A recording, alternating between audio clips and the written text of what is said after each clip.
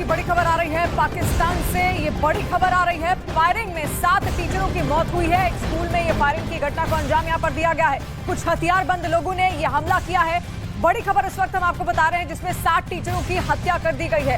खैबर पख्तूनख्वा का वो इलाका पारा चिनार में ये पूरी घटना हुई है। अफगानिस्तान के पास इसका बॉर्डर भी पड़ता है। पाकिस्तान से ये बड़ी खबर हम आपको बता रहे हैं। फायरिंग में 7 टीचरों की मौत हो गई है। कुछ हथियारबंद लोग अचानक से आते हैं और वो हमला करना शुरू कर देते हैं जिसमें 7 टीचरों की मौत हो गई है। स्कूल में घुसकर बाकायदा ये फायरिंग की गई है। तो पूरी खबर पाकिस्तान से अफगानिस्तान सीमा के पास की ये पूरी घटना है। 7 टीचरों की हत्या कर दी गई।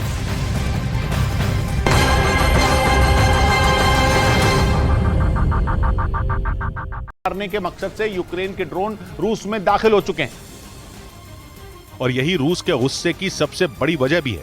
खबर है कि अमेरिका को भी यूक्रेन के मंसूबों की खबर थी और अमेरिका जानता था कि यूक्रेन की तरफ से ऐसी कोई कोशिश की जा रही है। ऐसा दावा पश्चिमी मीडिया की तरफ से पिछले हफ्ते भी किया गया था।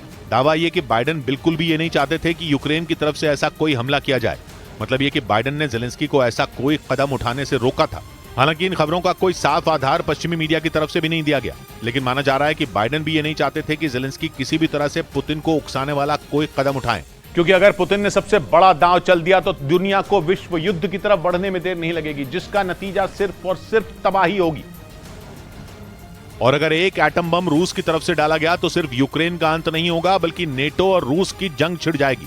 दुनिया की 2 महाशक्तियां एक दूसरे से टकराएंगी। एक ऐसी जंग छिड़ेगी जिसका कोई दायरा नहीं होगा। न ये जंग यूक्रेन में सिमटेगी और न ये जंग यूरोप में सिमटेगी। इस जंग की चपेट में पूरी दुनिया आएगी और ऐसा सर्वनाश होगा जिसका अंदाजा लगाना भी मुमकिन नहीं है।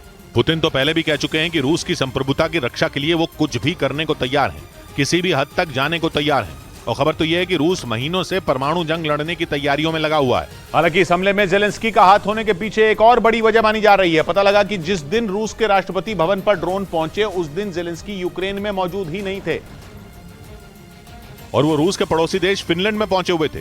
फिनलैंड में ज़ेलेंस्की का पहुंचना और ठीक उसी दिन क्रेमलिन पर ड्रोन से हमला होना महज इत्तेफाक नहीं समझा जा रहा। हालांकि फिनलैंड में ज़ेलेंस्की के पहुंचने की वजह नॉर्डिक देशों की समिट बताई गई, लेकिन इस समिट में उनके जाने की खबर सिर्फ तब आई जब क्रेमलिन के ऊपर मंडराते ड्रोन ढेर कर दिए गए।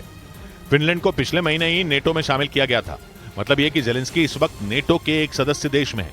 अगर फिनलैंड में ज़ेलेंस्की को निशाना बनाया गया तो रूस की लड़ाई यूक्रेन से नहीं बल्कि नेटो से होगी। यानी यह रास्ता भी विश्व युद्ध की तरफ ही निकलेगा। इसलिए माना जा रहा है कि क्रेमलिन पर हमले की घटना दुनिया को विश्व युद्ध में धकेल सकती है। फिनलैंड को तो पहले से ही रूस से खतरा सता रहा है और इसीलिए उसने पिछले साल नेटो की सदस्यता के लिए आवेदन दिया था। लेकिन फिनलैंड रूस का पड़ोसी देश है। पुतिन की सबसे छोटी मिसाइल के लिए भी फिनलैंड में दाखिल होना कोई मुश्किल काम नहीं है। अगर गुस्से में लाल पुतिन का पारा चढ़ गया और उन्होंने फिनलैंड में हमला कर दिया तो जवाब नेटो की तरफ